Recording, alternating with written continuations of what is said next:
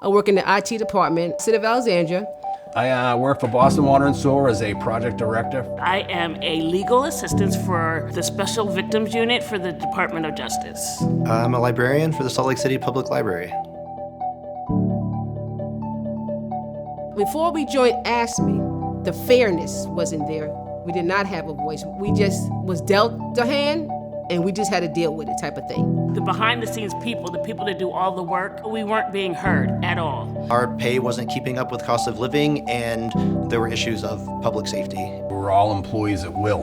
In other words, you could be let go at any time for any kind of budget crunch. You didn't have that protection that you get when you come together. Alexandria had no ability to collective bargaining. AFSCME had showed up to the job site, and they had set a little table up in the parking lot. I thought I was going to try to stay behind the scenes, but then something just crept out of me and said, no, I'm with you. If there was someone who wasn't sure about joining AFSCME, they would say, oh, I'm okay now. I said, what about when you're not okay? I had come from a union household.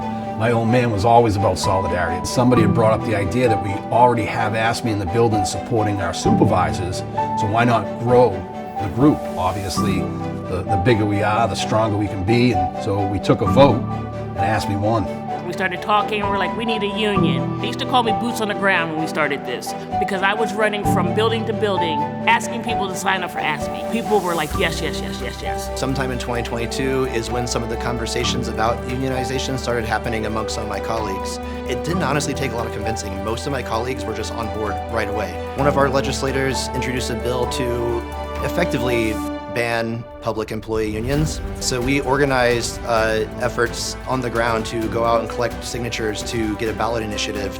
AFSCME was like instrumental in this, talking to their membership, getting people out on the ground, collect signatures and spread the word. And by the deadline, we had collected twice the amount of signatures needed statewide to get this on the ballot. The legislature ended up calling a special session later in the year to repeal their own law. And it was an overwhelming success. In the city of Boston. It was just amazing to see people that never had an idea of what coming together looks like to advocate for the same thing. The only way we're going to get it done is if we stand together, be strong, and be one voice. So now with AFSCME, we have a voice. There's fairness across the board. I actually cried. With AFSCME, you can write up a grievance, and it moves a lot faster. It worked. It worked. It helped me realize how many people still support us as public employees and what we do and our right to organize. Whatever we do on issues that pertain to everybody, we have AFSCME right here behind us. They support us all the way.